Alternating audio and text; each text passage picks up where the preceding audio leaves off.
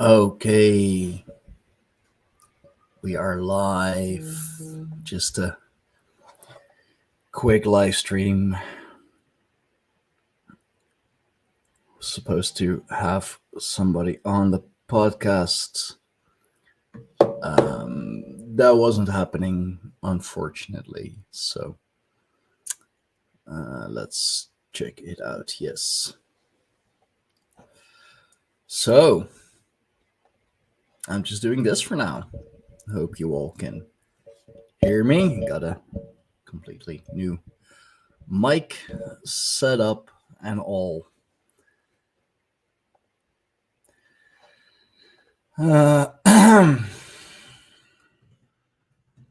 Sorry, just responding to my girl real quick.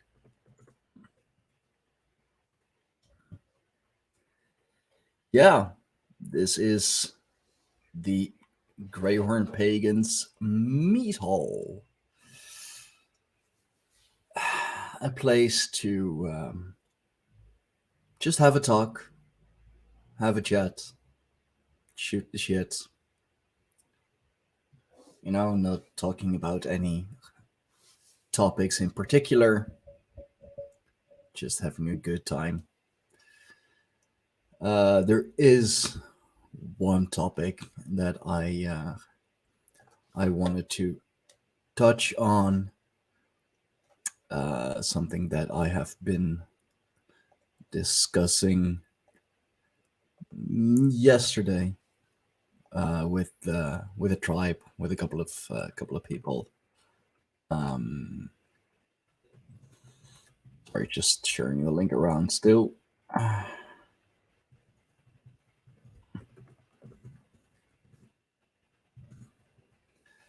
And that topic is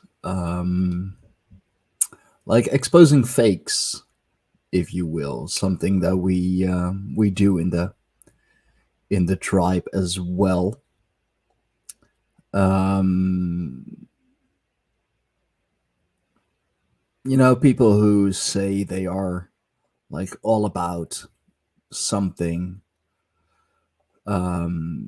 but are clearly they don't know what they're talking about.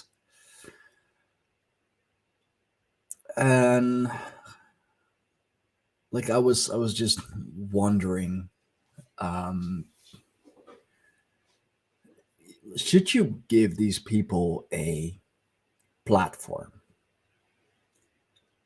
Like, should you, and not like give them a platform um to legitimize them, although that would be one of the risks, of course, but a platform so that they can, well, show the world, basically, inadvertently, that they don't know what they're talking about. I've been talking about that yesterday in the tribe, especially with the admins, and Rachel came with a good comment that that would be a little Hollywood, perhaps. You know, there's a thing to you know, to expose them in the group itself. You know, that's all fine and dandy, but to give them a platform, maybe a bit sensational, a bit Hollywood. And then there's the thing, and that's what really caught my attention, what really made me listen, even though my darling Firefay has been saying the same thing. It's good to hear it from someone else as well. Making stupid people famous. You know, speaking of Hollywood, they have a real tendency to do that. And I have, well, I'm not going to say always been against it, but I am very much against it. Sorry, just drinking my coffee real quick. Haven't had my coffee yet. So, like, if I am that against it, then why would I do that myself? Why would I have someone on who doesn't know what they're talking about? Who is sorry? Who is fake? Hey, Dimmy. Sorry, my cat. There's another cat in the house. One that I do know. I believe she is the neighbor's cat, like upstairs neighbors, first floor, second floor for all you Americans. And he's being a bratty brat. Don't you go attacking the other kitty, Timothy. Tim? Sorry, I gotta keep an eye out on this. I mean, he's defending his territory. I applaud that. Finally actually being a cat instead of a pussy. Fuck it. It's my own live stream. It's my own podcast. I can say whatever I want. But yeah. As I was saying, making stupid people famous, if I'm so against it, then why would I do that myself? That just doesn't make sense. But yeah. So that's why I'm doing the Greyhorn Pagans. Sorry, just I really don't know what to do with my cat sometimes. Timmy, hold on, guys. Sorry, just Timothy.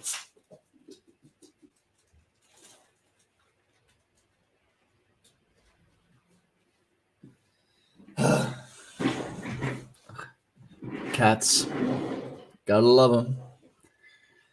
Gotta love them. I mean, I have to love my cat because otherwise my darling fiance Fireface gonna kick my ass. She may be small, but she's furious. Dim, I'm watching you. This is a fun live stream. Like half the time is me just trying to correct my cat. But yeah, anyway, the Greyhorn Pagans Mead Hall. It's an idea that I have been playing around with for a while.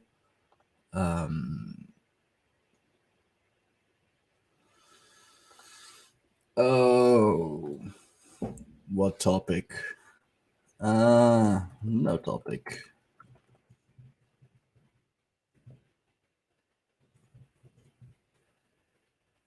Just shooting the shits and talking about whatever comes up.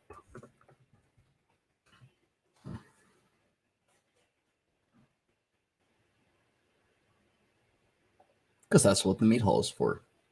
I'm kind of copying the idea from Heathen's Vote with an Honor. I mean, I'll give him that much credit, I guess. Because that's the one thing I miss about HOH. Just fooling around with Firefay in the meat hall. Like just the amount of times I got blocked for spamming because I was just comment spamming with Firefay or picture scamming. No, spamming. I don't do scams. Not anymore. We've all been young and stupid. Okay, come on. We've all been there. We've all done that. We've all done stupid things.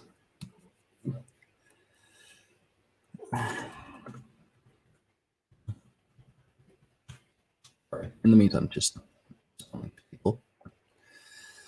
But yeah, that's the one thing I do miss about HOH, the Mead Hall, and just it being a a open place to like just share whatever, share memes, share your thoughts, like everything goes from just haha funny meme to ooh dude that's cringe to oh god this shouldn't be on the internet.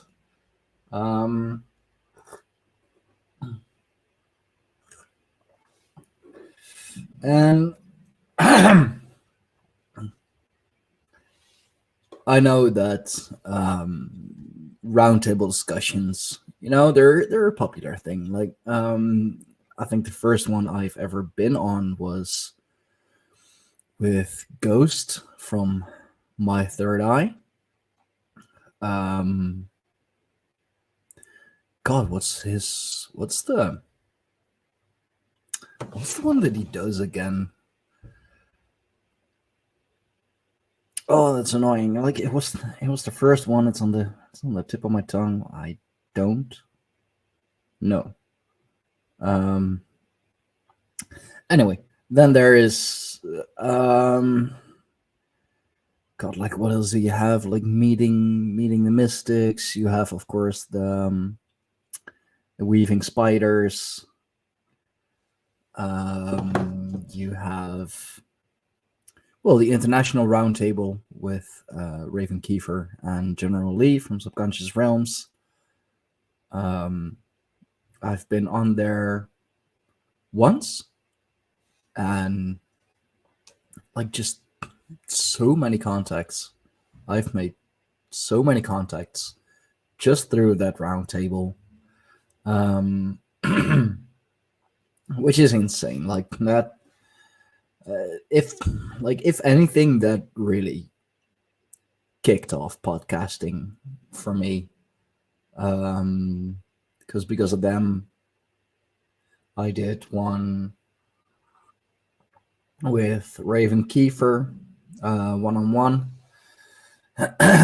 Last one I did from the people that were there, of course, was with Unlocking the Code, a Swapcast, which was fun.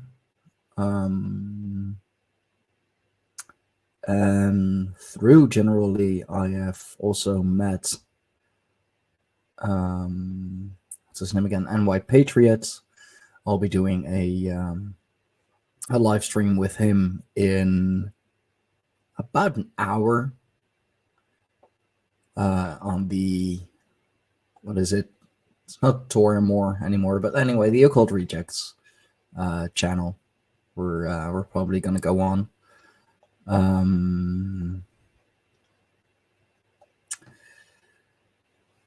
So yeah, I'm going off topic. The Mead Hall Roundtable podcasts, where it's not just one topic that's being talked about.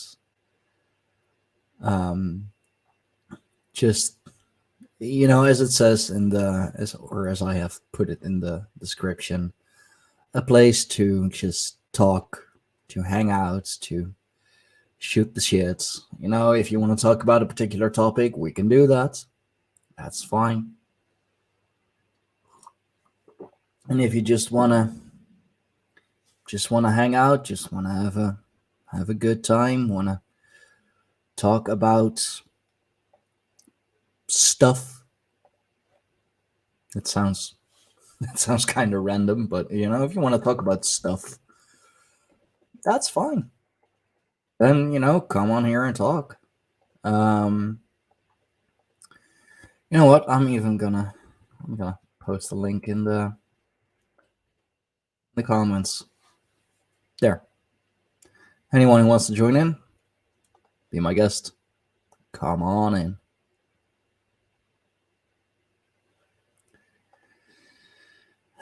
I'm just gonna share the link around a bit more. Greyhorn Pagans Mead Hall. Like now, for anyone who wants to join in. Awesome. Jimmy, I'm gonna beat your butt. And then get in a fight with your mom.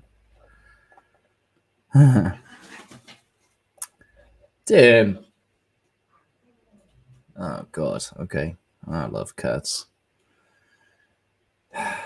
I mean, I do love my Timmy. I do love him, but hold on. Dimitri! Klaar nu. Nee.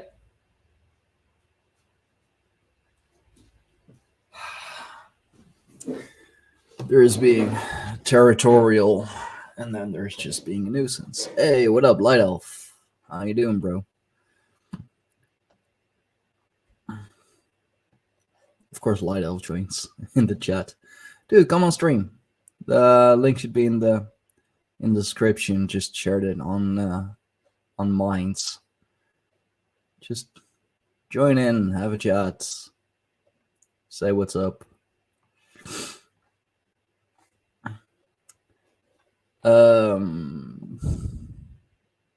Was I already done explaining about the meat hole? I think I was. Anyway, place to, yeah, just chat and all of that. I mean, you know, like I said, I'll give HOH some credit for that. Like at least they did that much. At least they managed to have a place like that, you know, and that's how a lot of people came in. That's how a lot of people first came in contact with Heathen's Oath and Honor. Let's see, that's not going the way I intended to. Okay, hold up. I'm just gonna move the destination from this broadcast. Yes, I will post it later. Okay. Yep. There. That should do. Like, I even think that's how I came in contact with HOH through the meat hall. I mean, you know, it was a place to just like spam memes.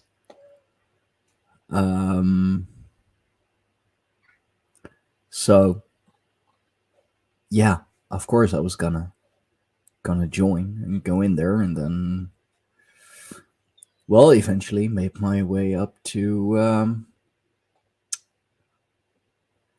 crud. Okay, never mind. Made my way up to admin.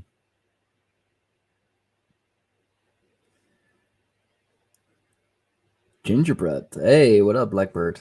A gingerbread project. That does sound interesting.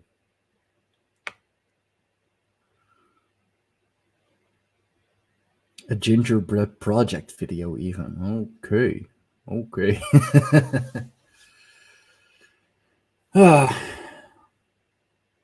I know I keep mentioning HOH, but that's been the first bigger group that I have been a part of, and the one where I've had, or like where I gained, I should say, the most experience. It's too bad how it all went down, how it all ended up. It's a shame. But then again, those are all things and all lessons that I took with me when founding the tribe, when starting the tribe. I know now what to do. I know what not to do. I know what will cause the downfall of a group. And that's honestly why I was kind of yeah, I'm not gonna say scared, but kind of hesitant to call myself the Jarl of the Greyhorn Pagans, because of what the well, quote unquote Jarl of HOH did. I believe I mentioned this in my podcast with Firefay, but he called himself the Jarl. But that was because we were trying to legitimize it. We were trying to make it a actual group, or actual what do you call it? Yeah, actual group outside of just Facebook, just social media. So we needed a face, we needed a front man. That does not look charming on stream. Sorry, I'm still on my breakfast. Hey. And now that's and now that's live for everyone to see. Charming. So yeah, since it was like his group already, I'm not gonna name names. Like if you want the full history and how it all went down, listen to the podcast I did with Firefay. We talk about that in detail, because she was a big part of it too. Not necessarily moderator or admin, even though she was promised that spot. But yeah, he made a mess of his group. He really made a mess of his group, and as soon as he had the title of Jarl, like it went to his head like, right away. I'm the Jarl, I'm the boss, I'm the big guy here. Whatever I say is law, whatever I say goes. It doesn't matter that he had other admins and other moderators.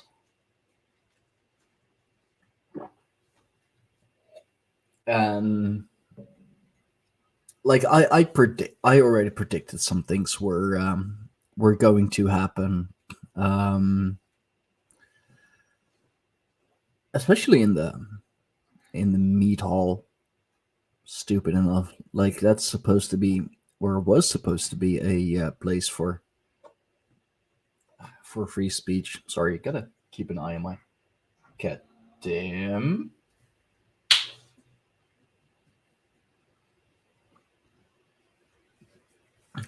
Anyway, that was supposed to be a place for free speech. Anything goes in the mead hall. Just don't delete your comments, because that's a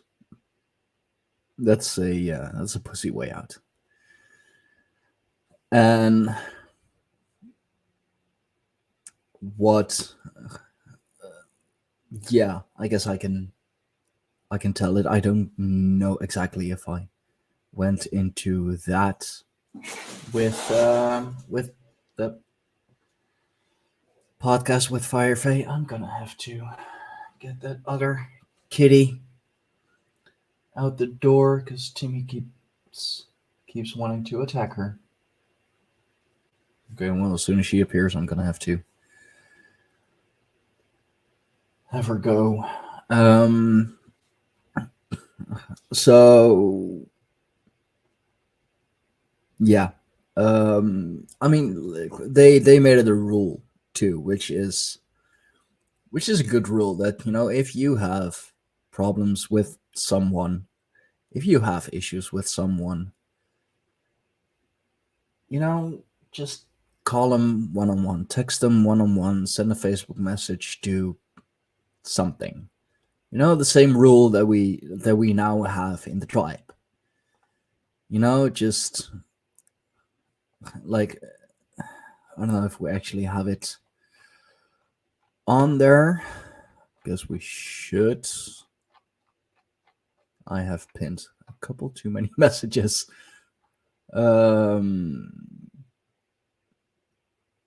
Yeah. Wow, January 31st. Damn. Okay. Oh wow, it's actually been over a year already that the tribe exists.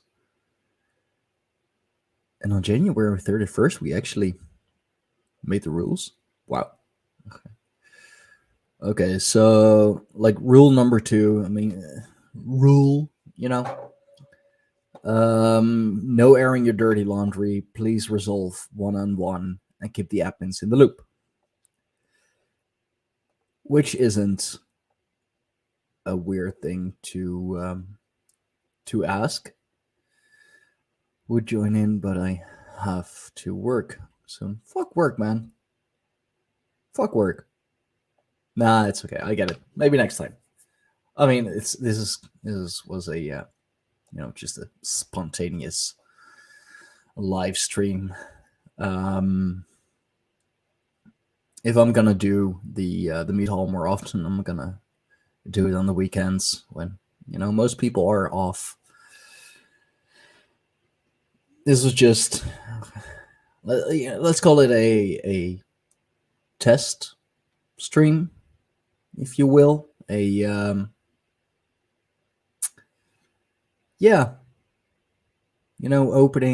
the I like that one. The soft opening of the Mead Hall. Yeah, because back with Compan, the brewery I worked at, they did a soft opening and then like full opening. So soft opening of the Mead Hall. I'm gonna edit that in the title. Well, later when stream is over and I have to edit all the things because this was really spontaneous. I haven't set up anything really.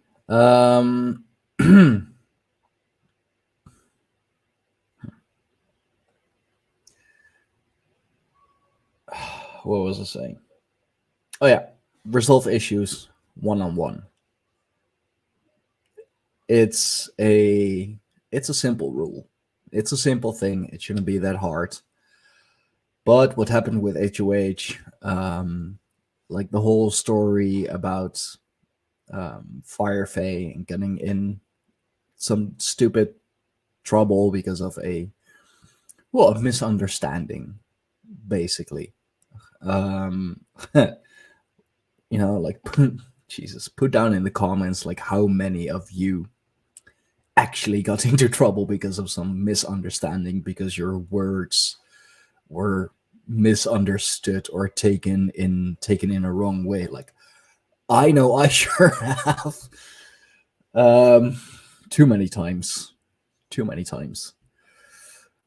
But yeah, instead of resolving it one-on-one, the Jarl. Just whenever I say Jarl and with HOH, like I'm not gonna do air quotes the whole time. Just you'll imagine the air quotes with it. Okay? Thanks. But he didn't shoot me a message. He Oh, where did he send it? I believe he tags me in either the business chats or the admin chat, and that just so rubbed me. Sorry, English is my second language. Rubbed me the wrong way, because he was talking about breaking the rule and whatever, and now he was breaking his own rule. And yeah, that was the moment when I decided to leave HOH. I mean, I didn't leave right after, but I was distancing myself and eventually left and just left Facebook entirely. I mean, at first I had Minds and Facebook both, just to see if Minds indeed was a like a platform without any form of censorship, and like what kind of people were on there. And at first I didn't know what to think of it. I didn't know what to think of Minds. um but I was posting some stuff in comparison, stuff that got me blocked, got me in trouble on Facebook, and then on Minds, nothing happened. I posted the same thing, same text, same clips, same picture, photo, video, you name it, nothing. And I was like, oh, okay, this is good. This is good. They're actually, they don't do censorship, like actually don't do censorship. Um, so, if all of you are sick of just social media censorship and whatever, and be it Twitter and whatever, I just put my own referral link in the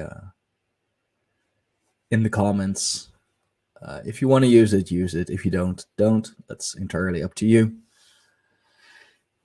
Um, and like, I believe at first I was trying to like start the tribe on Facebook, together with Fire Faye, of course, and some other people that I knew. Some Vikings. They called themselves Vikings. That was from another group, Victory or Valhalla. I don't think I've ever gone into that group. Um,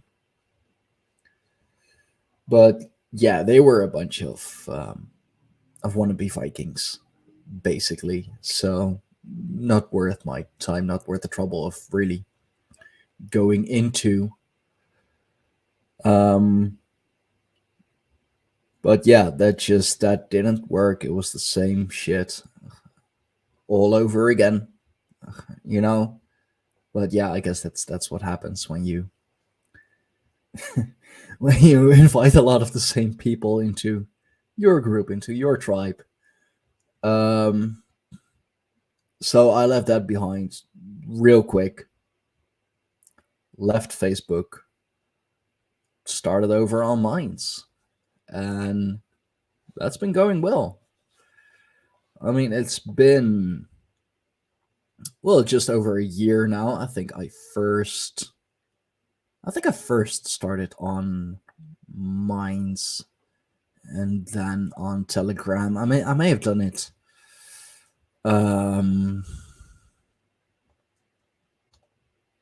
or I may have done it on at the same time, which is just over a year ago. Um, hey, Blackbird, never knew you were on Minds. Awesome. Um, and like at least on Minds, we are at, well, 205 members. And Telegram, I mean, I do like clean up Telegram every once in a while. Just people that, like have deleted their account or haven't been active in months, just like on Telegram. Um, just on Telegram as a whole. Like if you haven't been active on Telegram, if you haven't been active in the tribe since,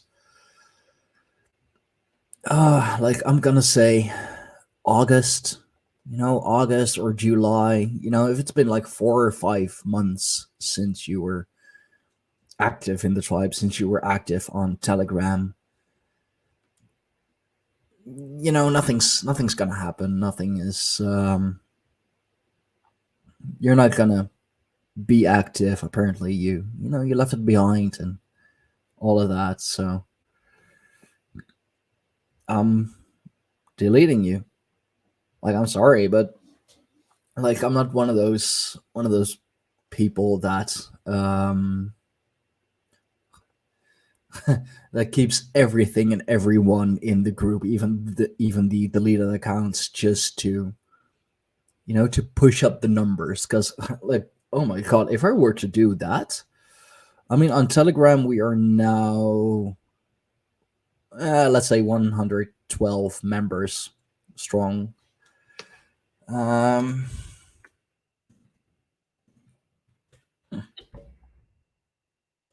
and like, I honestly think if I would have let all the people in there that I have deleted, have needed to delete, some Natsuck people as well.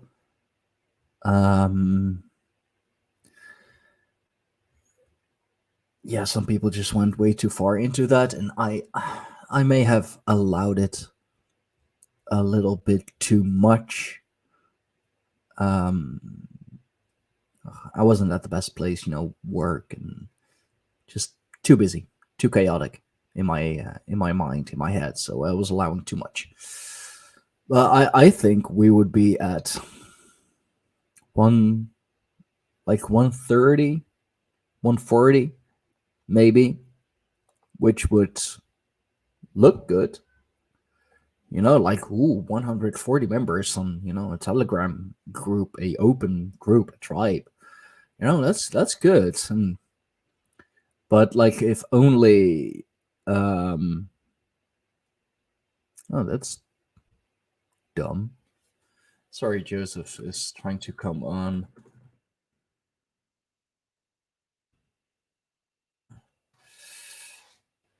But like, I don't mind if people are just lurking. I mean, like, there's so many groups that with whom I'm more of a lurker myself, and I'll say something every now and then.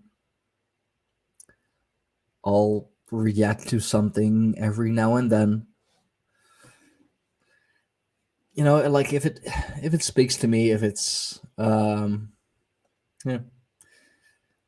if it's something that I know or find funny or whatever, even if it's just something stupid as just lol, and like, I don't mind if people do that. Like, I'm not expecting to all our 205 members on Minds or all 112 on Telegram. I'm not expecting them to be active every day, to post something every day.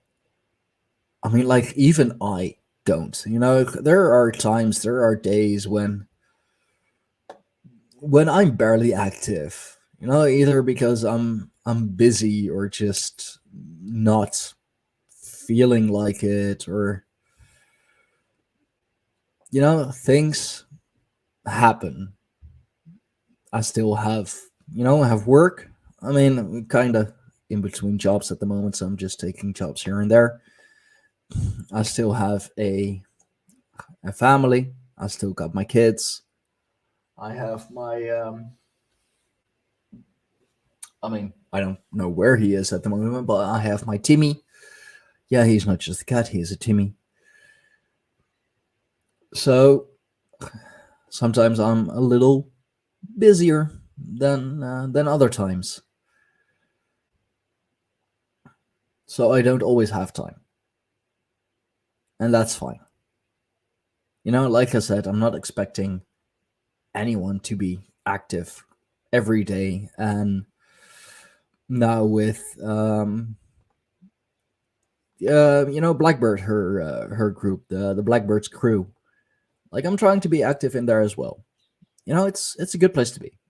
Just a lot of pagans, some witches, people who have been on the path like just a couple years, or like 10 years plus, 20 years plus, even, the old guard. um and like I'm also trying to, like, as the Jarl of the Greyhorn Pagans, I'm trying to like be a bridge between multiple of these groups. Blackbird's crew, what is it? Brew. I like crew as well. Blackbird's crew. It just sounds good. Um, well, I'm trying to be a bridge between some of these groups, and that's what I'm also doing with the podcast. That's why I'm having other podcasters on as well. Why I'm going on other podcasters, not just for myself, not just for the tribe, but um, to connect. To connect people together, to connect people with different thoughts, different opinions. Like, one pagan isn't the other pagan. Like, we're all pagans, but none of us are alike. I mean, greatest example I can give you: me and Josh, Child of Ash. Yeah. Sorry, just gonna message from someone. Anyway, let's get back to it. Child of Ash and myself, Josh and myself, we're both Germanic pagans. We're both folkish. We believe in putting your own people first. But how he works, like his belief, his way of practicing the goal that he wants to work towards is different from mine. I mean, it's still a great goal. He wants independence. He wants to have our own tribal lands with, places to live, and a big, a long house and a mead hall and just all that stuff, which is great, which is absolutely great. And I fucking love him for it. He is so passionate and dedicated about that. While myself, on the other hand, I'm just, yeah, I guess you could say I'm more of the, what you could consider like Greek ideal. I just want to be physically strong, push my body to, well, the absolute ends, just weightlifting, like heavy lifting, jiu-jitsu twice weekly, if I can make it. I want to be big, I want to be strong, but also I want to be smart. I want to be well read. So yeah, Josh is reading. He's reading a lot of books too. I believe he mentioned that he he just started reading or just read what is it? Yeah, Tacitus Germania. I still want to read that one as well. But there's so many books that I still have to read, so many books that I still want to read. Um, but he's really, really going down the pagan path, which is absolutely great. Like, we need people like that. But and I'm also trying, and I am trying to explore more, like more occult topics as well, more esoteric, more mysticism, but always trying to relate it back to what I know. Always try to relate it back to Germanic paganism, because paganism in of itself is also, um, I mean, paganism is like, it's a very broad term. You could say that like witchcraft is paganism as well. Um, where was it going with this? But yeah, like I'm always trying to relate the more mystical, more esoteric topics back to paganism, because there are a lot of magic practitioners in paganism as well, and not just witches. Not just Wiccans, although Wiccans more New Age. It's not invalid, but it's not necessarily valid as well. I'm gonna get rid of my headphones. Yep. That way they're at least still somewhat charged when I go on with New York Patriot, and I don't think anyone is gonna join. And if they do, I'll just get my headphones again. Ooh. Oh, my hair, I swear. Okay. Yes, I have always been that vain, and yes, I always will be. Just ask anyone. Anyway, as I was trying to say, as I was trying to purvey, Child of Ash and I, Josh and I, we are both Germanic pagans. We believe in the same gods. We believe in the same practices. We believe in the same things. We have the same goals. But are we the same? Hell no. Hell no, we're not.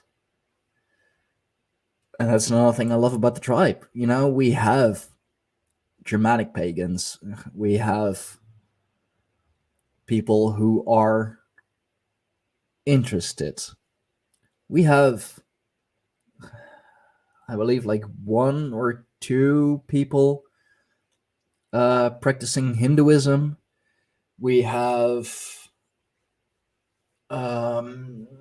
we have people more on the more esoteric side of things. We have it all in the tribe. And yes, it's a tribe.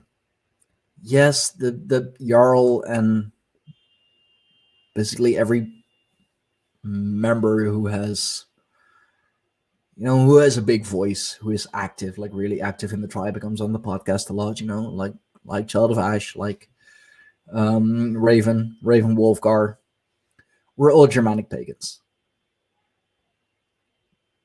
But I wanted to have the tribe be. Hi, Tim. Kom je doen? Ja. Het is niet handig. I swear. Cats. Nee. No, you're not going to eat my yogurt. It's my yogurt. What are you doing, goober?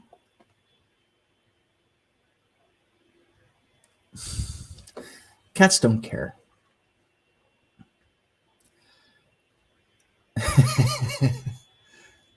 Yeah, you can.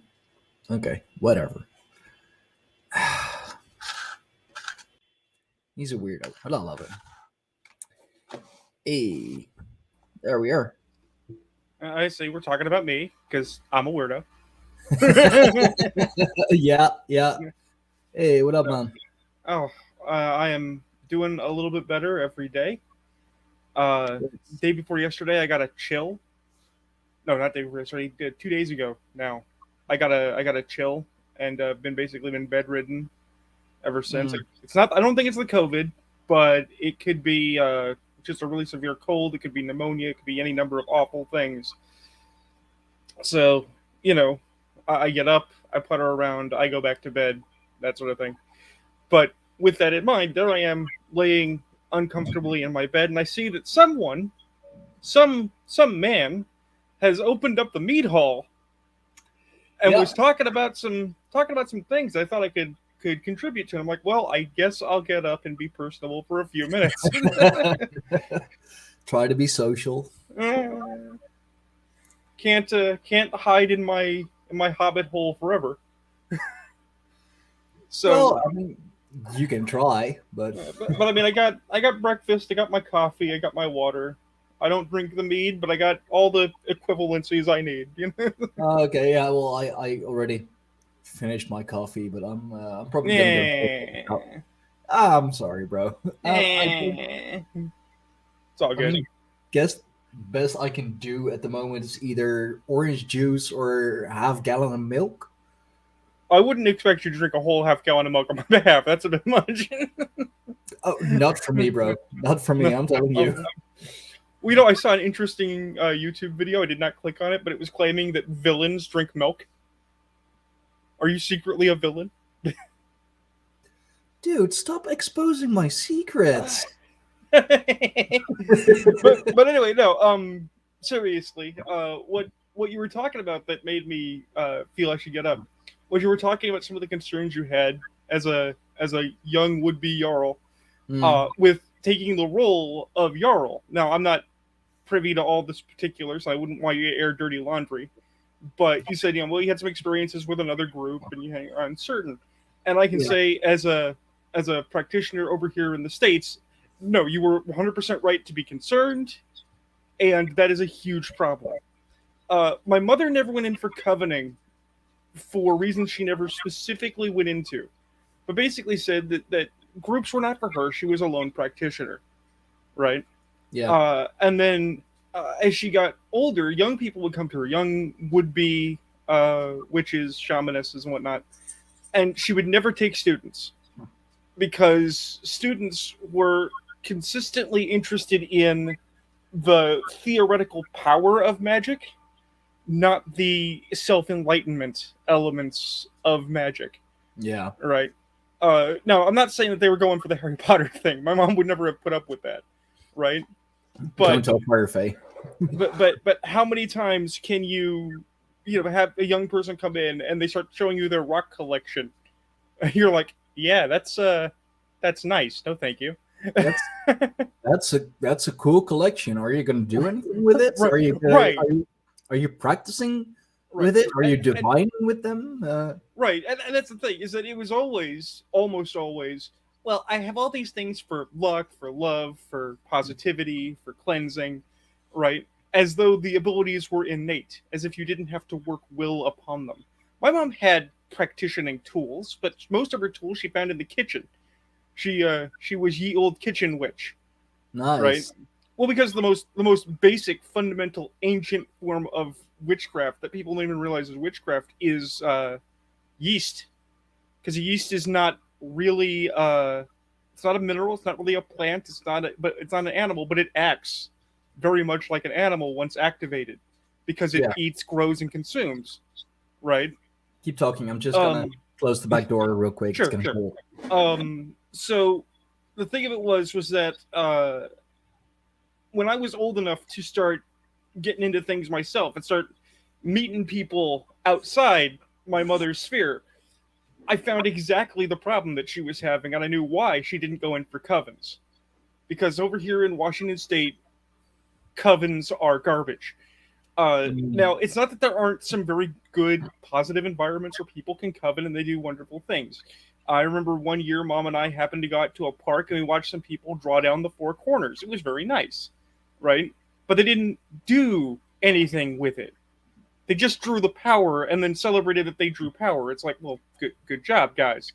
yeah. Uh, Or what you find in this area, and that's the part that always gets made fun of in major media, but it's true.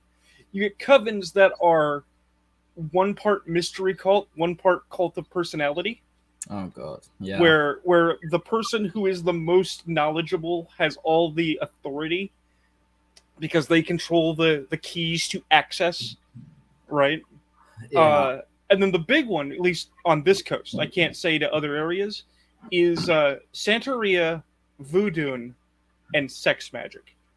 Now, there's nothing wrong with either of those three things in and of themselves. Although Santeria is a lot of blood magic and kind of creepy if you don't know what you're dealing with. Yeah, it's very occult. Well, because voodoo is a syncretic religion of African tribalism and Catholicism, but Santeria is a actual ancient African root religion, right? Yeah. So, if you're not dealing with an actual, I don't know, I guess it'd be shaman, witch doctor, Shango, something. Yeah, I would just assume the guy you're talking to is either a well-read academic or doesn't know what he's talking about, right? But the big one here is that on this coast, probably influenced by, frankly, Anton LaVey and the Satanists, who are also a religion, and that's okay, is the preponderance of shedding blood for magic, which can be powerful, right? And group sex for magic. Now, people's individual relationship stuff is their relationship stuff, but even if sex magic is powerful, and we all know sex is a magical rite, it's bringing together of man and woman for the power of creation. Holy crap! Well, that's what it should be, at least. It's not a weapon or a tool of magical control, and that is a thing that these cults of personality tend to do. Is they do all the classic cult tricks: love bombing, isolation, separating people from their families and friends, because of course they don't understand you. And really, let's call it what it is. Shysters and fakes make paganism harder for everyone. Yeah. It is so much harder for us to be credited as believable religious groups, albeit disconnected, when we have to be held in the same light as Uri Geller or Scientology or Mormonism.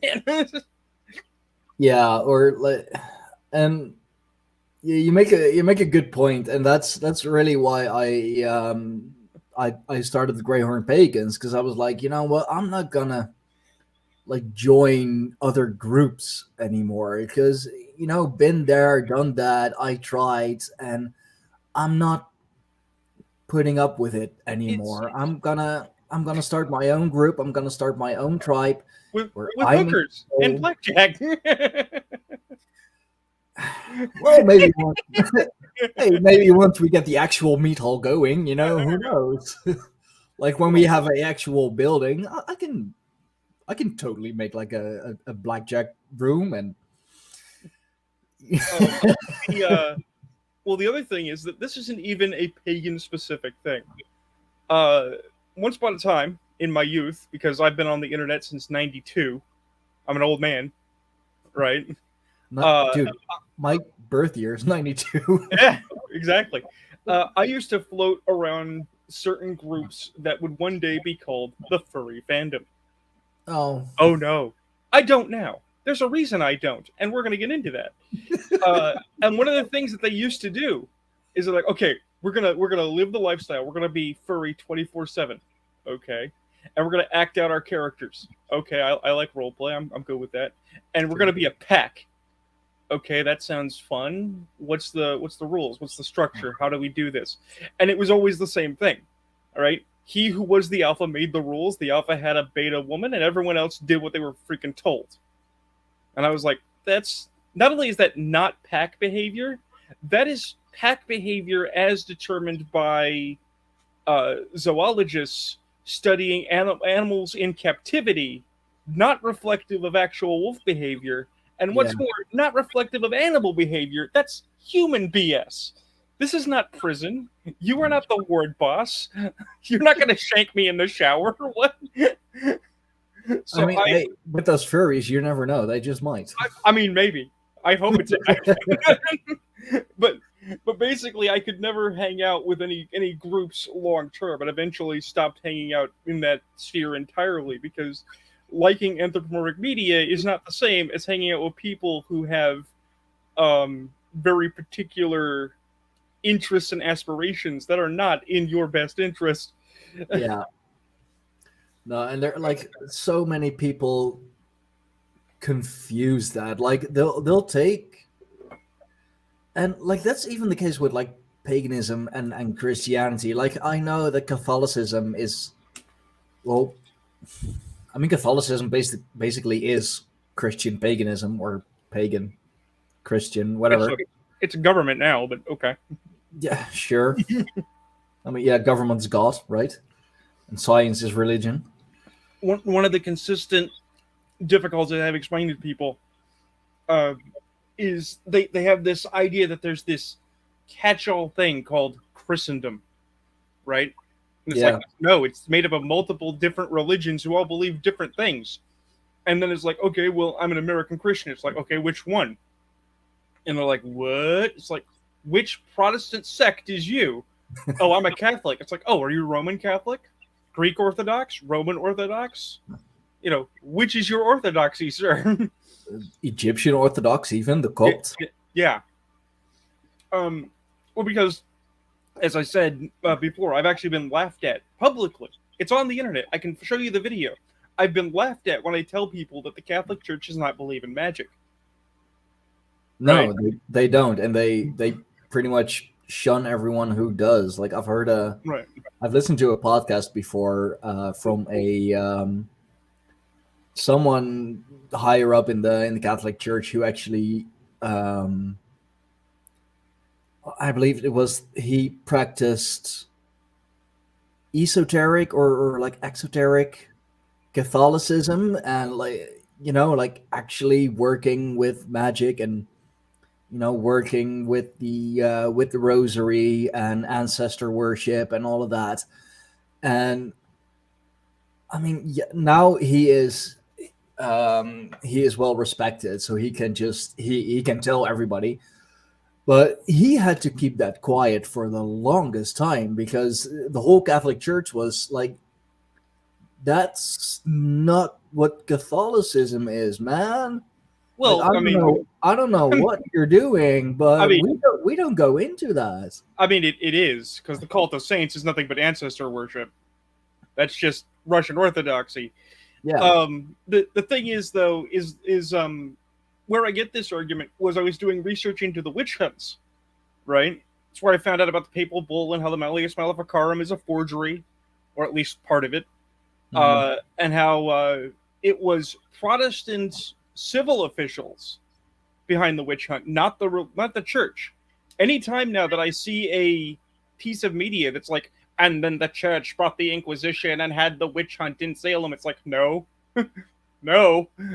the, No, the, the, it's literally like this: witchcraft was illegal.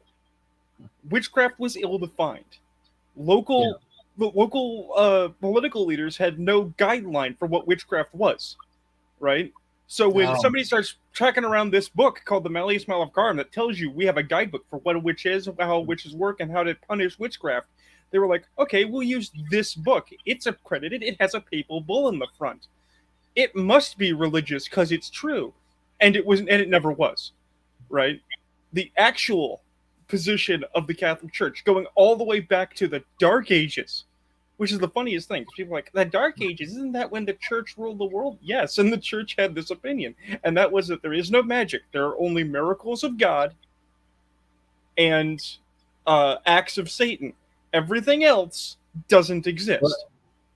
What does that make it different from magic, though? Because Well, isn't see, that's the thing. You and I, as pagans and occultists, right, believe yeah, in a universality of experience. So different religions all have different interpretations of the same core energy.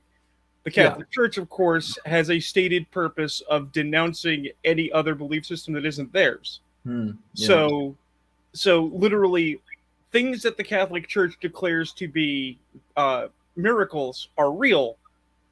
things that the church declares to be heresy, heresy being specifically the leading of others into misbelief, are acts of Satan, right? God, And what is, anything else just didn't happen. what's that Anything quote else from the was Bible again? Thou shalt not have any other gods before me. exactly. but it's why I always enjoy this part too.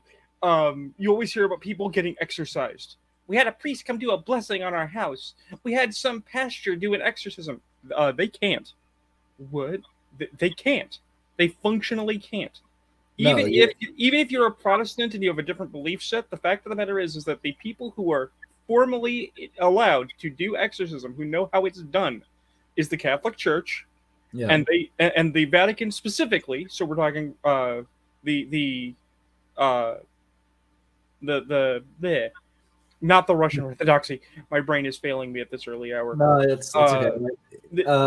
They have an entire subset of investigators whose entire job is to go out and disprove supposed miracles and disprove supposed possessions and exorcisms. So before you ever get to an exorcism, before that ever happens, a guy is supposed to come out and look around and go, okay, what are you eating? Can I look under your house? Do you have any pre-existent mental ailments I should know about? If you haven't gone through that process of elimination, I would not trust any whack job that just wants to come in your house, tie your daughter down to a bed, and throw holy water on their face while screaming out Satan. That's not a good idea. No, like it's not Hollywood, man. And that's what a good a good religious individual will do. I mean, like with like kind of on the same topic, I've been watching a lot of ghost hunting lately with Firefade. Just it's fun and sometimes a little creepy. But the one that we watch most, Amy's Crypt, like they try to debunk it first. Like whatever experience they have, whatever like sound they heard, or like whatever machine thingy goes off, it's like, okay, can we replicate this ourselves? Are we sure this isn't a false positive?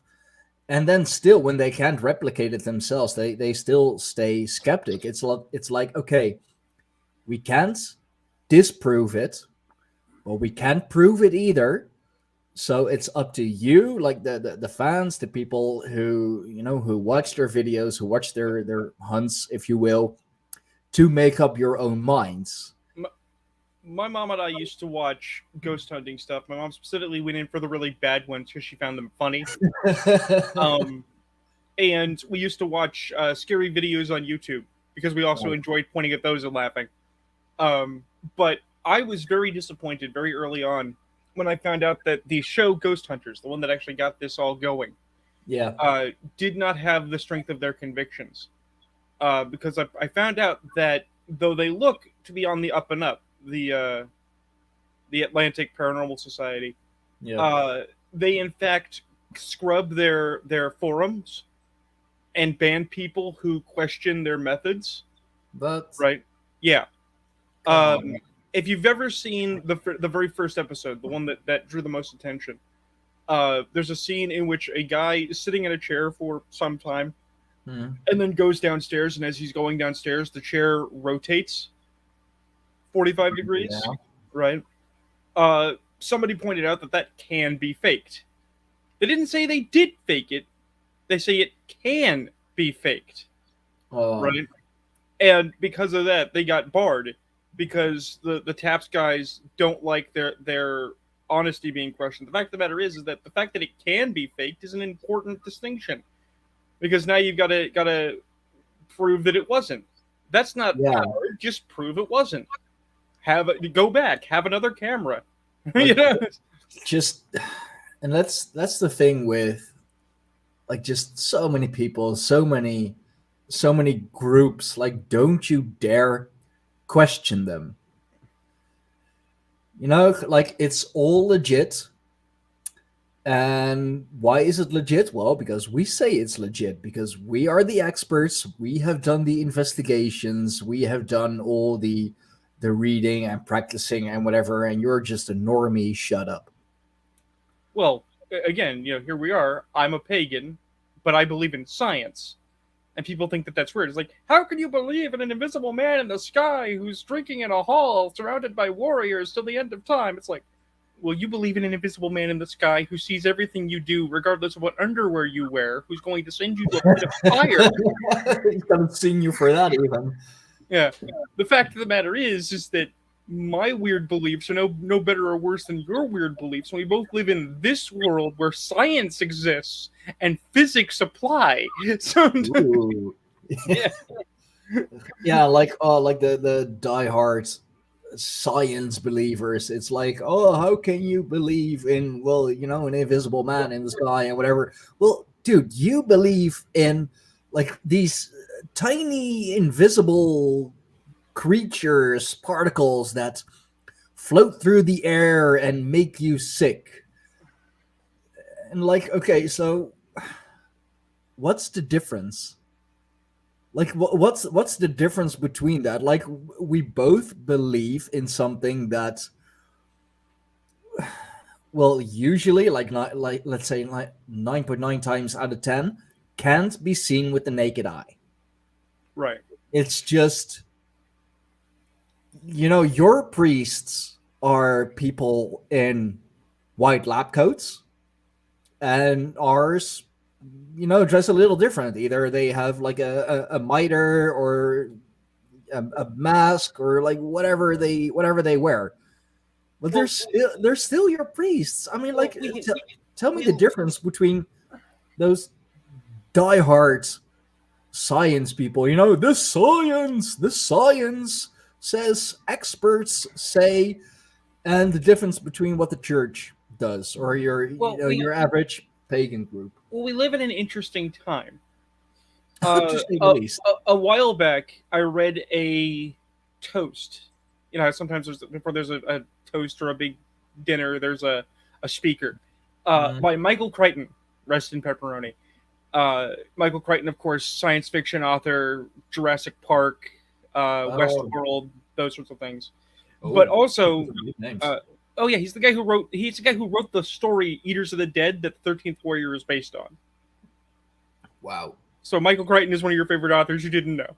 Okay. But here's the thing. He was also a major skeptic and science advocate. And he made an argument in this toast that global warming was caused by aliens. Right? Now, he wasn't actually saying global warming doesn't happen. I don't think any of us is that nutty. Right? No, I mean, the climate changes. Right. Yeah, that's a fact. But he was making the argument that, as people have heard by supposed deniers, that more research is needed. And he was also saying that more research is always needed. Well, yeah. Because what he was actually talking about as a danger was this concept of consensus science. And he made the following comparison. I love... his name's out of my head. The guy who used to do Nova. The guy who used to do the show Nova. He's a physicist. Carl Sagan. I love Carl Sagan. Michael Crichton tells tale that Carl Sagan was a proponent of the computer model for nuclear winter. If we set off enough nuclear weapons all at once across the planet, it would cause an artificial winter that would kill humanity. Yeah. Right? And he set up a big televised symposia on it, right? And then he carefully arranged the questions in such a way that no commentator could question the model, right? Not that the model wasn't necessarily right or wrong, right? Only that you couldn't comment on the idea that it was not applicable because we've never set off 10,000 nukes. There's no way to prove 10,000 nukes set off at once will cause a nuclear winter. Yeah. Because if you came out and said that at that time in those politics at that phase, you were pro nuke. you were pro-war with Russia. And it's like, Oh that's man. that's not right. That's not a good, right? I mean, we're And basically seeing the same thing happen again. You know, right, if you're pro this, that means like automatically you're anti the other thing. And right. like, no, not at all. And that's what Michael Crichton was saying, was literally, we need honesty and clarity of action in our science. We need to double check and triple check our science, even when it's known science, because we should double check it. Yeah. So, and the thing is that this doesn't mean everything. Obviously, gravity exists. We've had hundreds of years to prove gravity exists, right? Oh, dude, I mean, those theories are popping up again. You know, Oh, I know. gravity isn't real, and the Earth is flat, or Yeah. you know, like a disc, or like even worse, the Earth is fuck. What is it like carried on a turtle's shell, and that turtle is carried by X amount of elephants. According to Child of Ash 420, 4 of the nuclear warheads we have now would cause a winter. The question is, would it cause a global winter that would kill all life and destroy humanity? Because that's the question. Well, I don't think 4 would be enough to do that. I mean, like also kind of depending on where you would throw them. Of Look, course, there is. I don't think we're ever going to see the end of humanity from nuclear weapons. I think we're going to see the end of humanity from the Ukraine. I think it's Ukraine. When Chernobyl breaks. Oh, See, Chernobyl was melting down, and they couldn't stop the reaction, so they covered it in a stone sarcophagus of concrete, and they keep adding layers every couple of years to keep it down. Eventually, it's going to melt through that. Eventually, there's going to be a massive release of radiation into the planet's atmosphere. yeah, or what is that again? That volcano, underground volcano in the States, in the national park. Yellowstone? Yeah, Yeah. The Yellowstone volcano is going to blow. I think it's either that or Chernobyl, which is going to cause the end of humankind as we know it today. Well, we can't stop Yellowstone because that's just the planet Earth saying you're done. But admittedly, assuming we don't have a Grey Goose situation, if we could make the radiation scrubbing bacteria, that would eat Chernobyl and save the planet. The only problem there is that once we have rad scrubbing, we're back to nuclear weapons being a conventional arm, and we will die for entirely different reasons. I mean, either way, humanity is going to be the death of itself. I mean, Stephen Hawking has it right, even though Hawking is kind of a jerk, is we got to get off this rock. we got to get off this rock. Yeah, but I don't believe that like space or space voyage or like colonizing Mars is the answer. Is it the answer to the human condition? No. Is it the answer to the mathematical problem of one planet is all your eggs in one basket and any one disaster could destroy humanity in total? Yes. I mean, I don't know. I'm more of a proponent of in a low. Oh, that's Josh, dude. You have to come on and like talk about this. I know you love to talk about this stuff. A low orbit space station. I mean, would that be? I mean, that could totally be why Musk is building rockets that when they come back, don't necessarily destroy themselves on impact. And like we know that that low orbit for us as humans at least is about as far as we can go. Um, Still waking up. Still? Well, dude, like it sounds like you have pretty much woken up.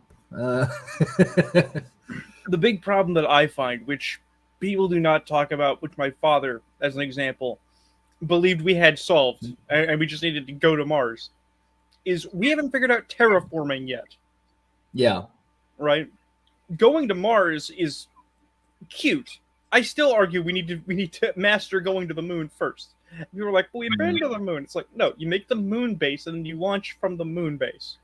I've been told there's math for why that's not as efficient or not as good, right? I've been told that we need a space station first so we can launch from the space station, which fine. But however it gets done, the fact of the matter is that okay, you've gone to Mars. Now what? Now you live in the same kind of controlled environment you were living in up top, because guess what? Mars is inhospitable to human beings. You need a Oh, way yeah. to turn that into an Earth-like planet. Yeah. And I mean, like there are like just so many theories and speculations that that Mars kind of used to be like Earth. Like they have like didn't they literally find water on Mars or like remnants They of did. They of did. It streams has or whatever? poles, and both poles have ice, so it has water, and Yeah, it might have underground running water, but we're not sure yet. yeah. So like that tells me that Mars like once upon a time was a Earth-like planet, and I mean there are theories that like it's not just a planetary body; it's also like a stage of human evolution. Like more Well, spiritual evolution. well, here's But the thing. Even if Mars has water, right? You and I are not in the lab where they are testing that water. Where after they did all the things they could do with an icy core, they melted it down and studied yeah, it. And even then, it's a sample from the ice cap. What if we went to Mars? Okay, bored down in because it's easier to have a controlled environment in a cave than it is in a pre-built hab, right? So we're living yeah, in sealed mines with bulkheads, and you have the running water, and then you discover that running water in Mars, due to some combination of factors with the local stone, is incredibly toxic to human beings, right? yeah, We don't know. There's no way to know. Not until you get there, not until you have science done there, because there's this concept that makes the rounds about uh, basically uh, our bodies are acclimated to our environment, even if we're not acclimated to every virus or negative trait, yeah, right? And there's no proof that other planets operate by the same uh, notion. So you yeah, could go to another planet that is just like Earth in every conceivable way, and yet is a hell world that kills all humans on contact, just because it doesn't like yeah. our body form for It's some reason. like that's another thing that we're looking for in other star clusters, if you will. Like Earth-like planets, and we have found several that, according to our well, earthly science, would be in like the habitable zone of like set star, which is all fine and dandy, and like it may resemble Earth. It may be, like almost a complete identical copy. But as you said, it's another planet. It's in another star cluster. It's in another part of the universe. It developed differently. Same, but different. So sure, we can go there. We can like measure some kind of ozone layer that would be like okay for us humans and whatever, and like we flip off our helmets and like explode, implode, shrivel up, burn up, whatever. Just because it's the same, because it's similar, doesn't mean it's actually habitable. And Hey, look, it's easy. The space is drunk, and we know this because we found a stellar body. I'm resistant to call it a nebula, right? Mhm. That is basically alcohol, but you can't drink it because in addition to being alcohol, it's arsenic. It's Oh. alcohol and arsenic. Space is drinking the hard stuff and dying slowly. Space is an alcoholic. well, what it is that it's there's a black hole nearby, Mm. right? And it has condensed the molecules of stellar matter so tightly that the material has become liquid, and Yeah. that liquid happens to be alcohol. Nice. Alcohol and arsenic. Here's to you. Oh no, that'd be something. It's like my favorite Far Side is God making the snake, right? Mhm. And he just has a jar of Play-Doh and he's doing this with his hands to roll it back and forth and going, these things are a cinch. Like or the just the platypus being, Right. just It's just spare parts. it's just all the parts, just put it all together, throw it out. I don't Yeah, care. like I got all these spare parts. Fuck it, here. You got that robot chicken with the Egyptian playset. And they're like, Pharaoh, we're out of blocks. It's like, that's all good, baby. Use the space blocks. It's like, okay, but can we use Duplo? It's like, I'll Duplo you. And when it's done, they of course immediately kill him and throw him in the box because it's the only way to be rid of the Pharaoh. Of course.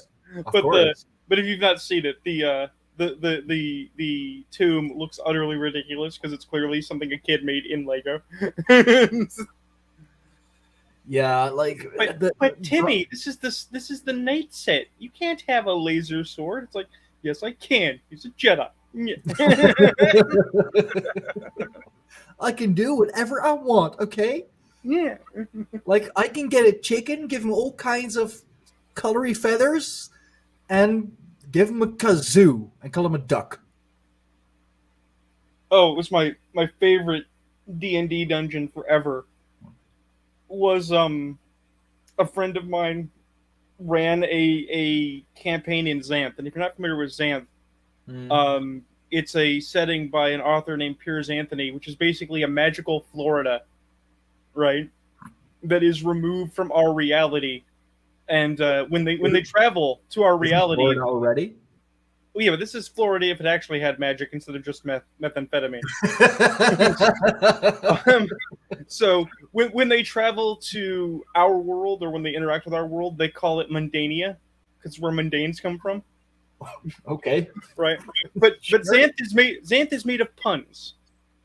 Okay, it's both made of puns and fantasy logic. Okay, so for instance, there are root beer trees, which is literally root beer kegs on trees. So it's like, oh, that sounds pretty nice, right? But there are also trees with leaves that are like nooses, right? And the thing is that when you step into them, they pick you up, fling you into the sky, and tear you apart. Oh. Yay! But still, a friend of mine ran a Xanth game, and we found a dungeon that was cat themed. Okay, Oh, okay. so as we're traveling through this, it's like, okay, you find a stairwell. All right, well, we ascend the stairs. Okay, you see a long gantry over an open pit. Okay, we begin to cross the gantry. Okay, with every step, the gantry meows. What? The gantry is meowing. What? It's also hissing and spitting when you step on it. Is this a catwalk? This is a catwalk. It's like A literal catwalk. a literal catwalk. Oh. We ran into a cat of nine tails, which is a actual monster in D&D. And there was a catnip which was a small statue that looked like an angry cat that when you picked it up, it did you exactly 1 damage. Oh Because god. it nipped you. But the reason I bring this up is because for reasons known only to no one, there was a giant blue fire-breathing chicken. And it's like, why is there a giant blue fire-breathing chicken in a cat dungeon? It's like, because there is. It's like, okay, Sure. well, all right. I mean, you've already proven that reality breaks down in this dungeon with a catwalk, catnip, a cat of 9 tails, and a Puss in Boots. Okay, giant blue chicken that breathes fire, not so wacky anymore. No, it was the only thing still missing. Oh, And a good time was had by all. It was this magical thing, this mystical thing that maybe you've not heard of. They don't talk about it so much anymore when they're talking about D&D. It was called fun, not foon. Fun? Fun. Fun. I believe I had fun once. I had fun once. It was terrible. Is that why you're such a miserable bastard? Of course. So many awful things. Oh, you're not welcome at our table. I started this table. Yes. Well, it better be inclusive. Considering that my table currently encompasses 4 to 5 white guys, no, it is very much not an inclusive table. You racist bastard. Hey, if somebody of color wants to come play at my table, they are more than welcome. I do not put up with bullshit, though. Pardon my French on this morning's stream. Oh no, dude! Like it's that's fine. It's perfectly fine. Just cuss away if you need to. No. It's a thing. Over on Gilded with Raven Wolfgar and hanging out in the OSR, 2 things get thrown about a lot that irk me. One of them is old DM saying, I just can't into 5e because I have all these problems with it because it's just not real D&D. And it's like, bruh, if you're really good at running old D&D, you can run new D&D. They're not that different. It's not that hard. You don't have all these problems. You just want to have these problems because you don't like it. Yeah. Because I've played both. I've played old school D&D. I've played new school D&D. I see where the disparities are, and I know how to work around them. That's called experience. Right? Yeah. But the other thing is they get on their high horse talking about what is and is not D&D, what you should and should not do, what should and should not be involved. And it's often like, well, nobody should do X. It's like, why? Some of us actually like X, then we're not politicized weirdos. Right? I like playing non-humans. And people are like, yeah, but nobody plays non-human. You just play a human in a suit. It's like, no, I actually play non-humans. I go out of my way to give cultural nuances to my characters to point out how different they are. I don't know what you're talking about. No one plays non-humans. Of course people play non-humans. I want to be a non-human because I'm already human in my daily life. I know what it is to be. I mean, isn't that like kind of a D&D meme as well? You play Dungeons and Dragons or like whatever RPG, and it's like, oh, I can be anyone I want. Like, it's just your basic knight. Right. I mean, well, technically, I have a D&D character. I did a one-shot with Wolfgar, got some XP and stuff. Part of my ignorance, though, but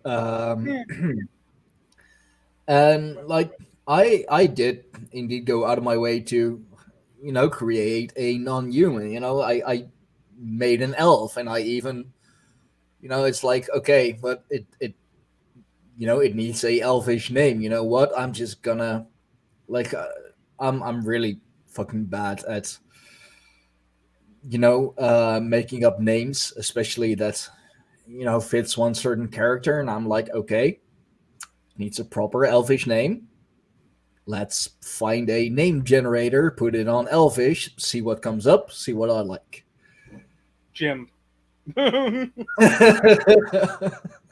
No, what? Yeah, Jim, That's, Jim Johnson. no, that's an example of a thing, right?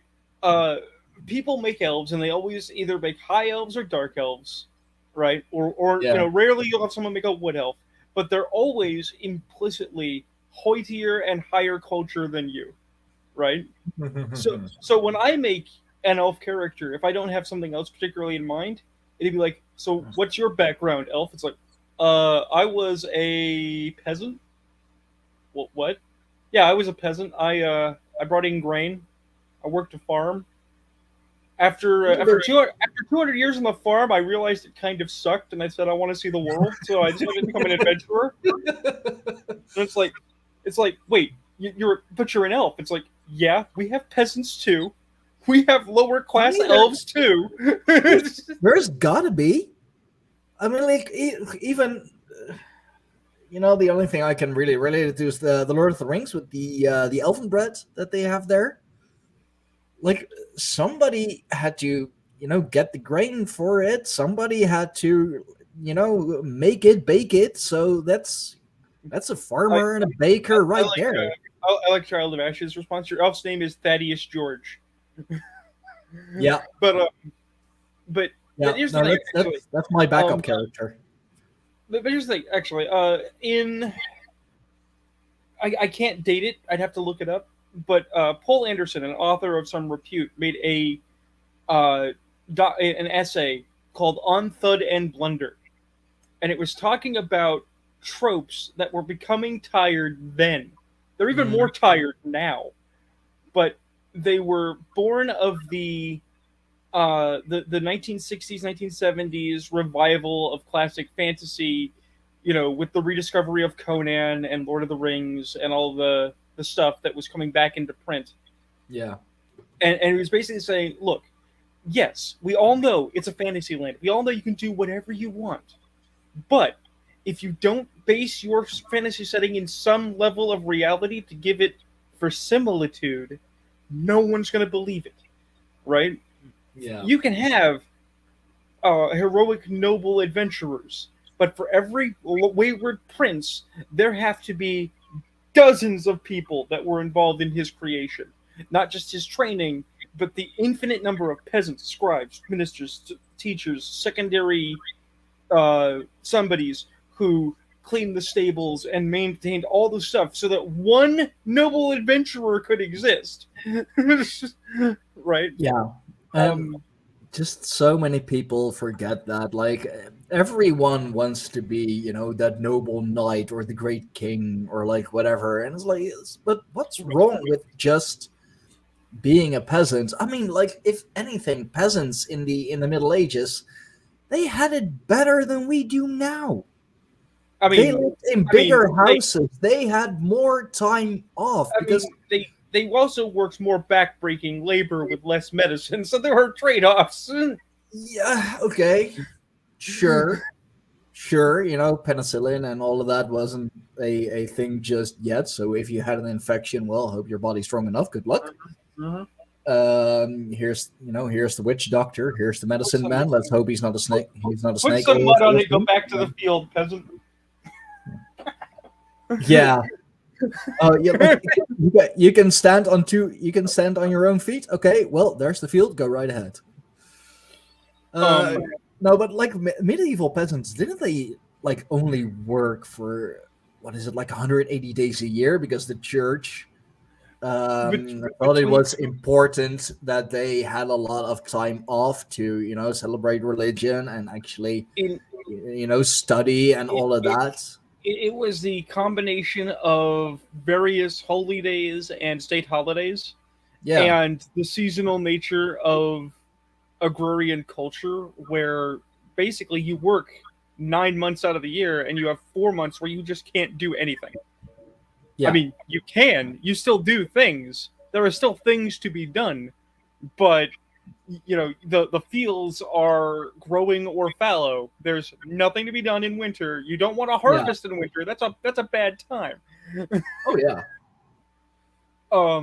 So in those months you have a lot of time to to study, to work on your craft to get better at what you do. Well, And as an interesting segue, I'm not buttering up my own content, but it's just something to mention. You know that I supplied a story to that anthology, and one of the yeah, things that they wanted was heroic characters of a positive bent, right? Not necessarily good guys. Didn't have to be like John Wayne, but they wanted clear good guys, not as many anti-heroes or Byronic heroes, right? And it's like, yeah, yeah, I get that. I know that my offering is towing the line there, right? mm, But because I completed that story and I was like, oh wow, the wheels are off, and I just started writing. I've been working on the second story in that character's sequence, right? And yeah. the thing that I have discovered is like, oh, yeah, no, this story hinges entirely on the fact that from a Viking culture's perspective, he's an outlaw. He's beyond the law, which means when bounty Yeah. hunters show up to take his ass in, bounty hunters show up to take his ass in because that's the way society works. And it feels very real, expressly because of that realistic historical component. Right? Mhm. One of the things that I find very interesting, I was mentioning this to Wolfgar, and I think not enough people comment Yeah. on. Hi Ash. Is Yo, what up, dude? how often, like, you'll watch Vikings or even Northmen or some other Scandinavian themed media, they Mhm. never mention the thing, they never mention the district, they never mention the body of laws that exists to rein in the madness. They had a You know, thing in I went Vikings, I believe, I went that was I about went through Germania by Tacitus the other day, and he left out a lot of details about the Germanic culture. But the one thing that he did do a full breakdown on was the laws, how they governed, how they voted, the whole 9 yards. I mean, he was lost on a lot of the gods. He was lost on a lot of the things. He compared the gods to the Roman gods. He was a Greek man, but he was writing for a Roman audience. yeah, So as he's writing these stories, he's writing them with the Roman gods in them in comparison. Now, as I was running across this, I was thinking about one thing, right? They had a full breakdown of the law, which was something that was really important to Greek and Roman people, was the law around the culture. yeah, So of course that was a more interesting topic to Tacitus and would carry more detail than the gods because he wasn't a particularly religious person himself, right?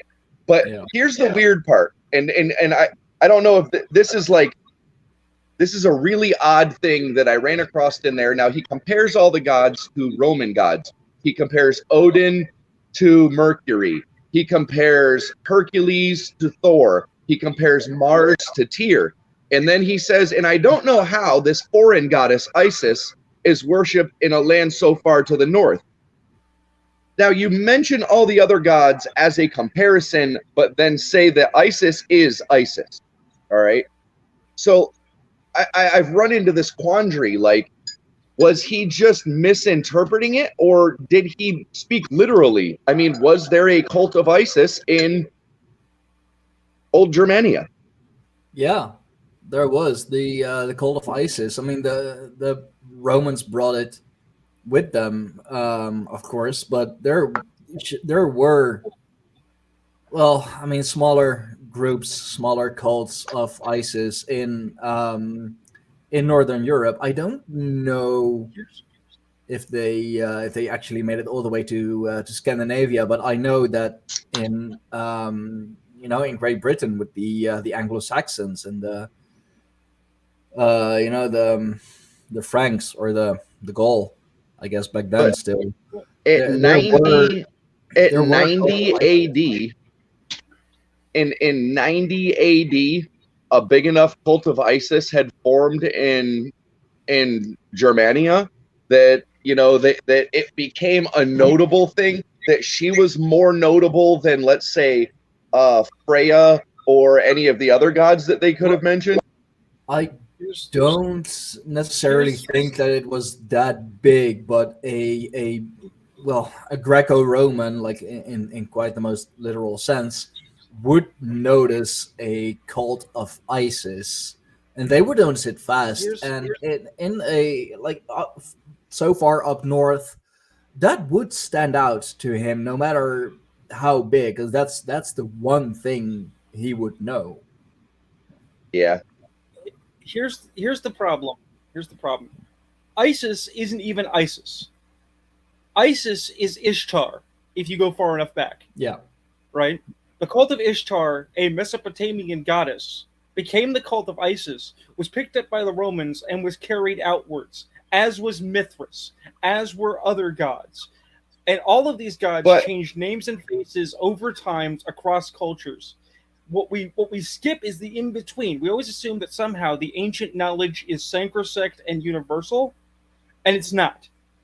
The Hermetics, the occultists of the early Renaissance, went out of their way to try and systematize and organize ancient belief by their understanding, and created a bunch of misnomers.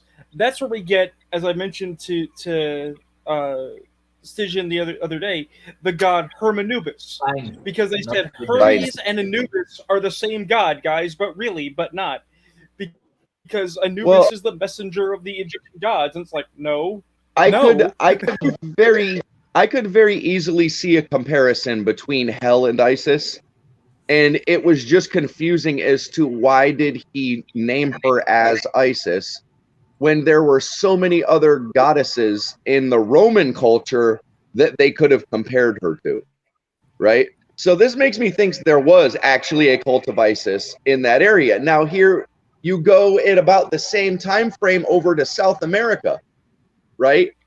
And you have a group telling the same story, basically, as this Isis landing in Egypt, right? Isis said basically, with the tablet of Isis, should I say, the jade tablet of Isis, details a story about Isis landing in Egypt after her land was destroyed by a vengeful god.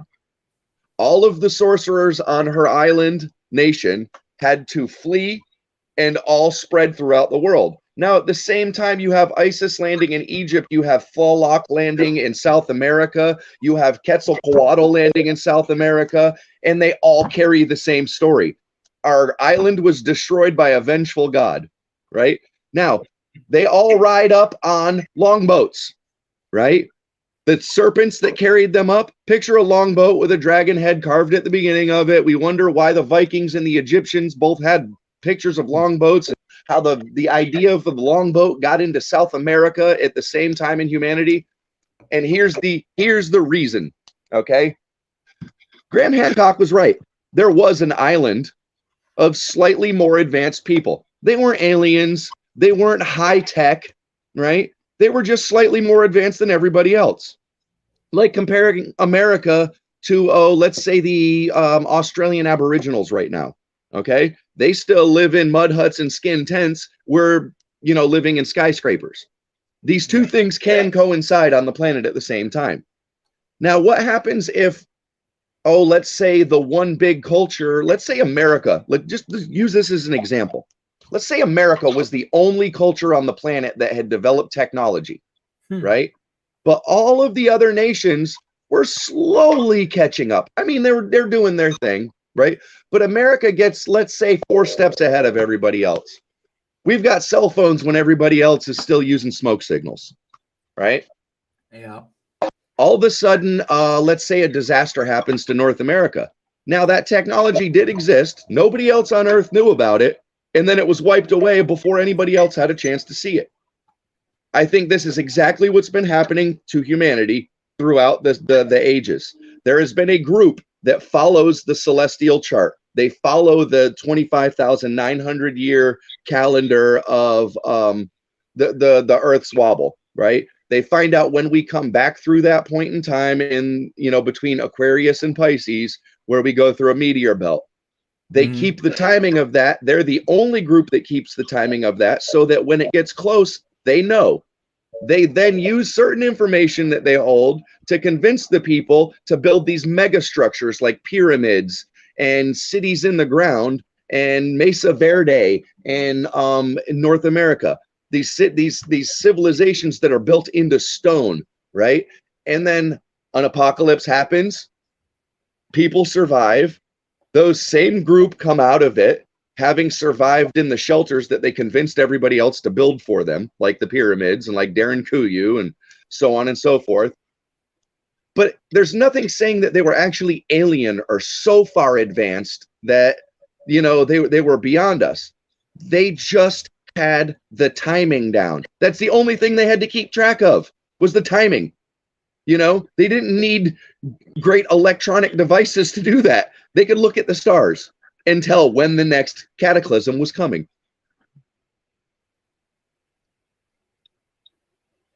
Yeah. So here we sit now, 24,000, 800 and some years later, looking up at the stars going, wow, we're coming back to that same point when the Mayans first built this temple and the people on Sardinia built their first temple, and they're all pointing at Sirius. And what's that mean for us now? Well, it's about to happen again. Well, oddly enough, what are all the elites doing right now? They're building bunkers into mountains. They're trying to get the F off of Earth. I'm just saying. I mean, that's like, which stream was that? I believe there was on a recent one I did, or a recent one we did with the tribe. But like, if the so-called elites, if they are fleeing, that's the only time we should follow them. Correct. Or observe what they're doing and mimic them. Yeah, but like that's the only time, because if they are fleeing high up in the mountains, if they are trying to make their way to storm space, shelters, yeah, just wherever they are safe from a big ass cataclysm, we ought to be doing the same thing, or fucking kick those fuckers out and take it for ourselves. I'd say the second one. You've seen the videos of the miles of tunnels under Vatican City, right? I mean, even the Catholics are prepared for this. Yeah. I mean, like, there is, and like, maybe that is the Hollow Earth, is just the enormous like cavern system, tunnel system that goes underneath so many of the bigger cities and landmarks and whatever. Maybe that is the hollow Earth. Maybe those are the bunkers. Maybe those are the tunnels. Maybe those are the cavern systems. I 100% agree with you. I think that is literally what we are seeing happen in real time still to this day.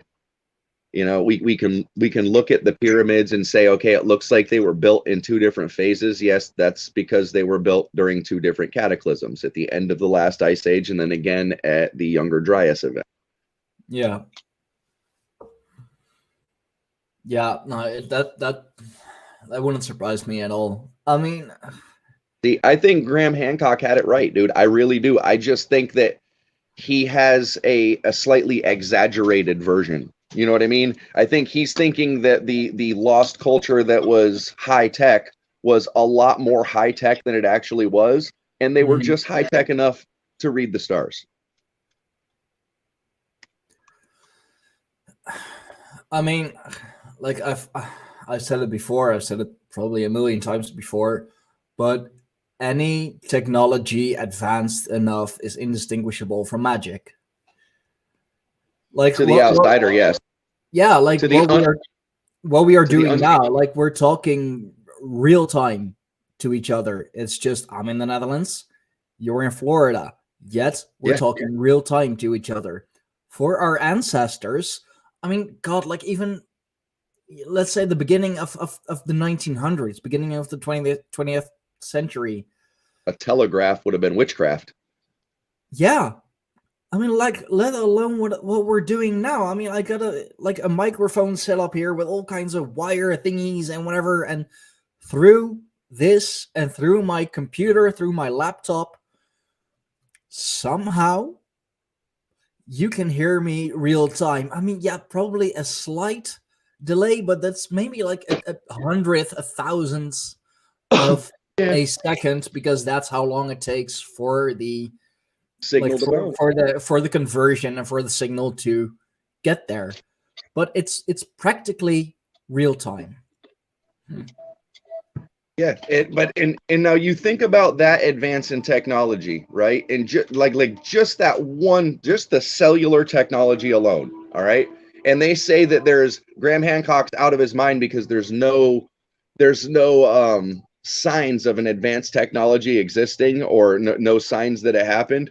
There are so I think many signs. I think we have thousands of them. We have thousands of signs that it's happened, and we literally ignore them. And mainstream science says it's cockamamie bullshit. Like the titanium and tungsten springs that were found in the Ural Mountains. They were found in strata that was over 300,000 years old. We're talking about man-molded metal in very distinguishable shapes that were used for machining. Yeah, That were in 300,000-year-old strata. There have been so many artifacts found in places where they shouldn't have been found. You know, like the what is it? Like ancient, the cell phone. Remember the brick that looked like a Nokia cell phone? There was a block that they found. It's a stone block that was carved over 40,000 years ago. And it looks just like a Nokia 6150 cell phone. Yeah, or like ancient computer parts with, but found in like in a depth or in soil like dating from the Roman age or before, but like clearly recognizable as some kind of technology. Well, more modern machine parts, but like found in soil from thousands of years ago. It's like, okay, then try and explain to me how it got there, because it definitely was not somebody digging that fucking deep, putting it there, then burying it again. These archaeologists and paleontologists have gotten a hold of these things, and of course they're sponsored by some giant museum like the Smithsonian or the Museum of Natural History, and they go, yeah, we can't explain why that's there, but it's not real. And it's like, but you mean we're looking at it right now? It came out of strata from 300,000 years ago, and you're telling me that it's not real? Yeah, no, like it's just your imagination. You're seeing things. You're projecting things. Yes, and that's an illusion. That's where we are in society, right? We're at a place where I feel like my government, I feel like the scientists, they're all looking at me going, "No, bro, you're stupid. That's all a conspiracy." You know what I mean? And it's like, but I can see it happening. Why? No, you can't. You're delusional. Take your meds. Yeah, I know. Like I said that fucking, so many things that I got kicked off of Facebook for 2 years ago that have all been proven since then. I'm just saying, there's all this shit that's like basically being shoved in our faces, and we're told, you know what? Not only are you stupid and you're wrong, but we're going to shame you too. And then we're going to go in public and we're going to tell everybody that you're retarded and nobody's going to like you. Like, look what they're doing to Graham Hancock, man. He came out with that series Ancient Apocalypse, where he puts a lot of theory in there, right? But he does put a lot of fact in there also. Now, I got to say, like, I don't agree with 100% of that series, but I do agree with a portion of it. I do honestly believe that there were a class of humans that were more civilized, or let's just say more knowledgeable than us, that have always existed right alongside of us. Yeah. There has to I be. don't think it's a an occurrence that happens every 24,500 years, all of a sudden people start to remember these things. I think that there has been people carrying this knowledge the entire time. I mean, some remnant had to survive. Like, obviously, it's not been wiped entirely. Just like with paganism. Like, if the church indeed prevailed and totally wiped out paganism or heathenism or like any kind of like non-Abrahamic religion, I mean, we wouldn't be pagan. The tribe wouldn't exist. Like, so many people that we know, that we have met, wouldn't be who they are today. So that has survived. In all fairness, Stein, they did try. That's a belief. That's a way of living. Yeah. If that can survive something non-tangible, something non-physical. In fairness to all of our ancestors, they did really try to wipe us out. They did really try to wipe out our information. They tried to wipe out our text. They tried hard, and I was looking. They didn't fully succeed, but they have made it rather difficult. I was looking at Tacitus's Germania, and just by his explanation of the size of one of the tribes, and then the vast number of Germanic tribes that existed, from the Vandals all the way down to the Lombards and so on and so forth. Germania was tribes. Like, it wasn't one German people. No, there were several tribes. Same with the Gauls. We're talking millions. We're talking millions of people that were eradicated and had their belief systems wiped away before 500 BC. Or AD, excuse me, before the Dark Ages hit. Right? Then after the Dark Ages, something happened to our religion, and we lost part of our alphabet and shifted from the Elder Futhark to the Younger Futhark, right? And then we lost 8 digits out of our 8 characters out of our alphabet, right? And you look at the characters that were lost in the alphabet, and they're all gods. They're all remnants of gods. Yeah, why would that be? So, did Ragnarok happen? Did some of the gods die, and that's why they removed them from the Futhark? Because they were no longer in play? Perhaps. Like chess pieces? Perhaps. We did a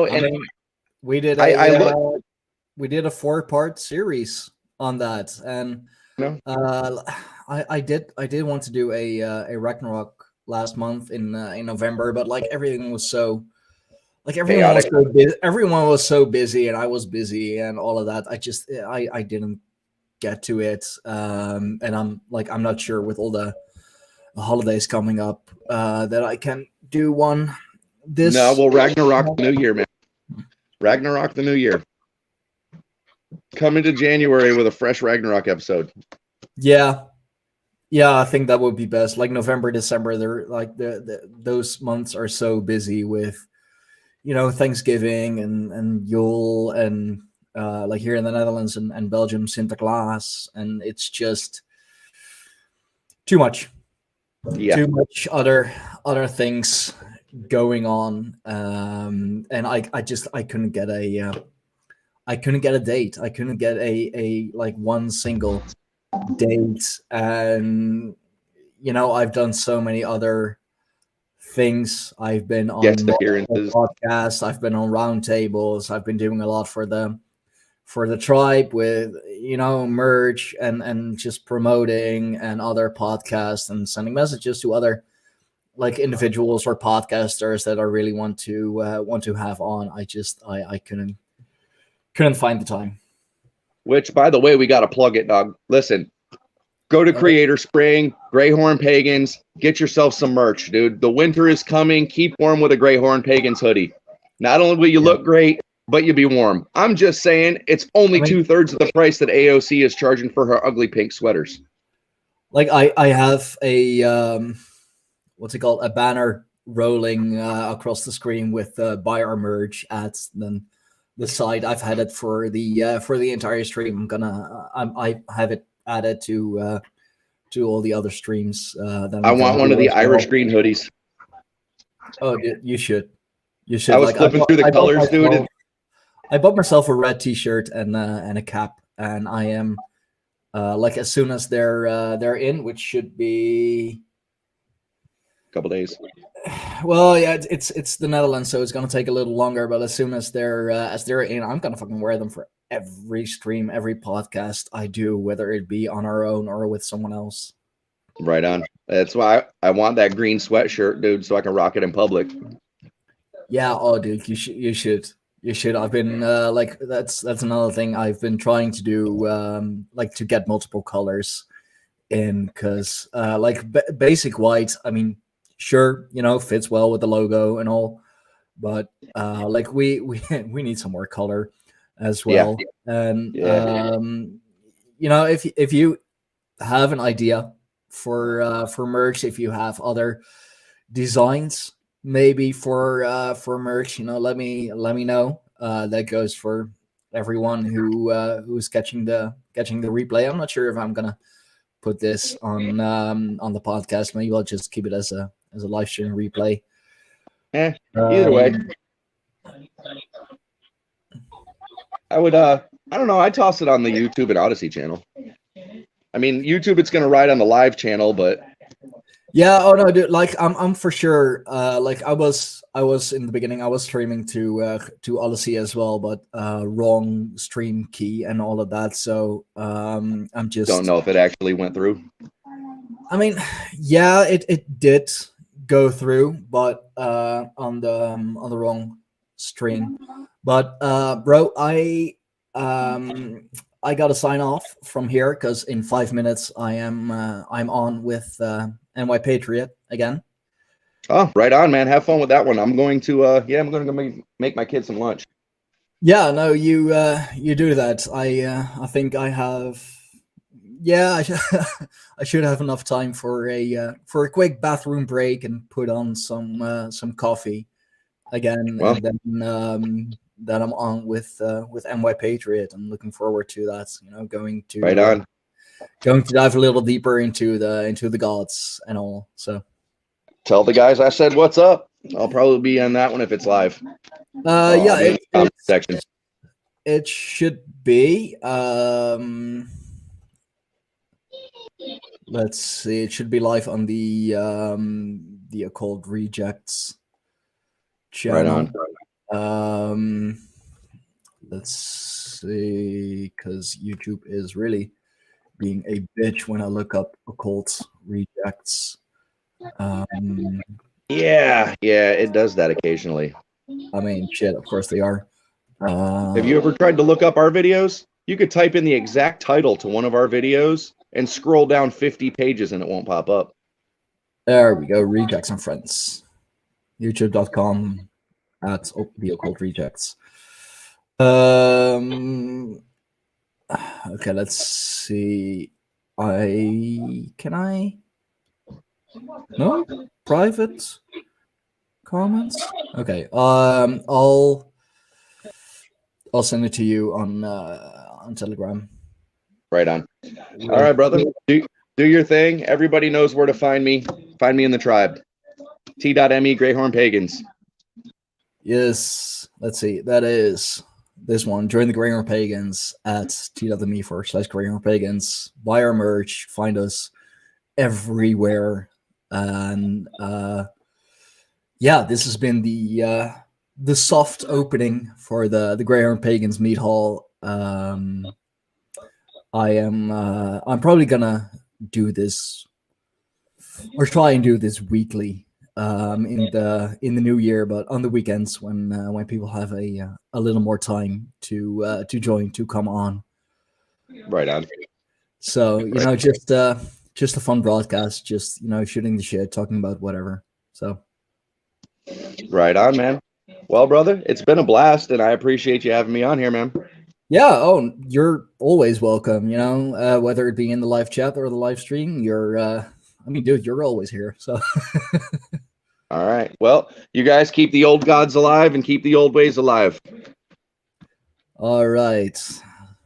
See you on the next stream. See you on the next one. Greyhorn Pagans, Stein Fox, Child of Ash, signing off.